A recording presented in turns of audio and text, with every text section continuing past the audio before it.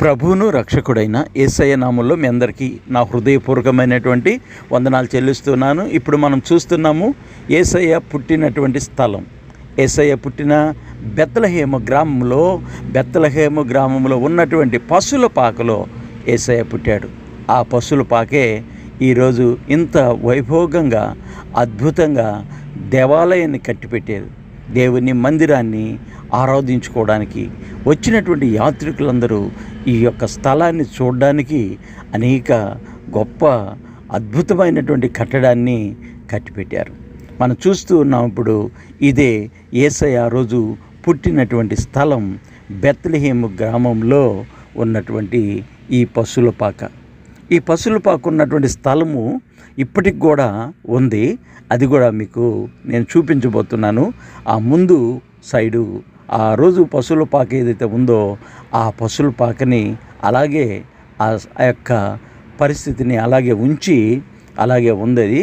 కాబట్టి ఇది అంతా కూడా పశువుల కొట్టము. ఈ పశువుల కొట్టాన్ని ఇప్పుడు అద్భుతంగా దేవుని మందిరంగా కట్టారు. అనేక మంది యాత్రికులు రావడానికి ఈ యొక్క ప్లేసు అద్భుతంగా మనం చూస్తూ ఉన్నాం.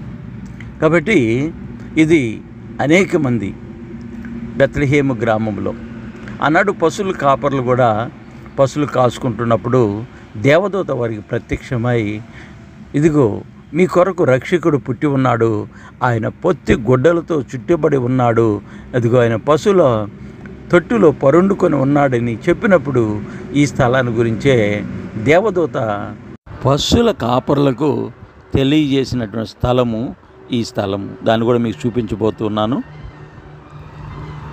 ఇది చాలా అద్భుతమైనటువంటి స్థలము, యేసయ్య పుట్టినటువంటి స్థలం.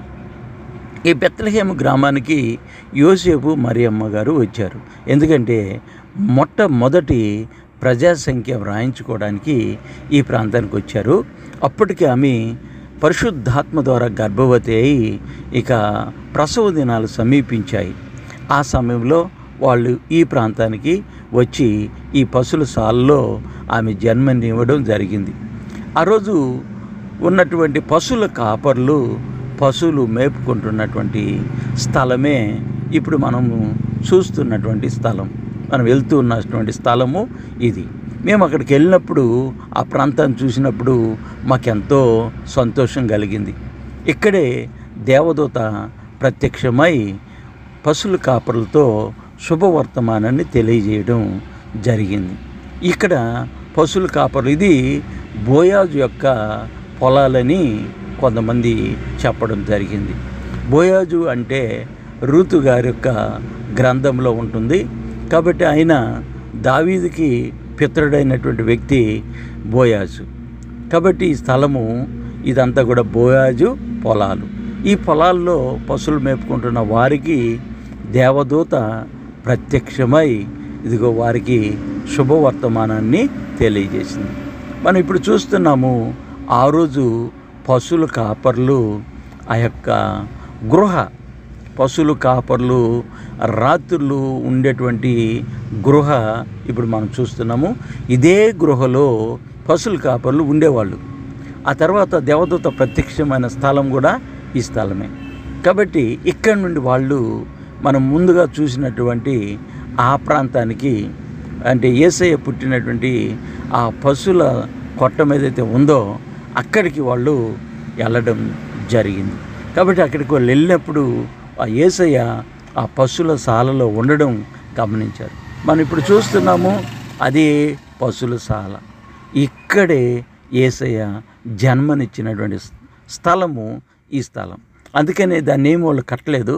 అది ఇరుకుగానే ఇప్పటికీ కూడా ఇరుకుగానే ఉంది. అలాగే ఉంచిపెట్టేశారు వాళ్ళు. కాబట్టి అక్కడికి మనం వెళ్ళాలంటే లోపలికి చాలా చాలా కష్టంగా ఉంటుంది. లోపలికి వెళ్ళిన తర్వాత బయటకు వచ్చేటప్పటికే చాలా లేటు కూడా అవుతుంది. ఇక్కడ చాలా లేట్ అవుతుంది. కాబట్టి ఆ లోపలికి వెళ్తున్నాం. ఇది బోయాజు యొక్క పొలాలు. ఈ అద్భుతమైనటువంటి స్థలం, ఈ పరిశుద్ధమైన స్థలంలో ఈ విషయాలు చూడడానికి, ధ్యానం చేసుకోవడానికి దేవుడిచ్చిన మహాకృపను బట్టి దేవునికి మహిమ కలుగును గాక.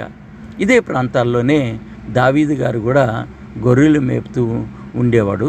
దేవునికి పాటలు పాడుతూ ఉండేవాడు. ఎక్కలేనంత ఎత్తైన కొండకి నన్ను ఎక్కించు ప్రభువా అని ప్రార్థన చేస్తూ ఉండేవాడు ఈ ప్రాంతంలో నుంచే. కాబట్టి ఈ వీడియోని చూసిన మీ అందరికీ నా హృదయపూర్వకమైనటువంటి వందనాలు. మరొక వీడియోతో మీ ముందుంటాను. ఈరోజు యేసయ్య పుట్టిన స్థలాన్ని మీరు చూశారు. పశువుల కాపర్లు ఉన్న స్థలంలో దేవదూత ప్రత్యక్షమైన స్థలాన్ని మీరు చూశారు. కాబట్టి బోయాజు పొలాలు కూడా మీరు ఇప్పుడు చూస్తున్నారు. ఇవన్నీ దేవుడు చూపించినందుకు దేవునికే సమస్త మహిమ, ఘనత, ప్రభావాలు కలుగునుగాక. మరొక వీడియోతో మీ ముందుంటాను. మీ అందరికీ నా హృదయపూర్వక వందనాలు. ఈ ఛానల్ ఇంతవరకు మీరు సబ్స్క్రైబ్ చేయకపోతే తప్పకుండా సబ్స్క్రైబ్ చేసి ఒక లైక్ చేయండి. ఆ లైక్ ద్వారా అనేక మంది ఈ వీడియోని చూసి ఈ వీడియోలు ఆదరిస్తారు.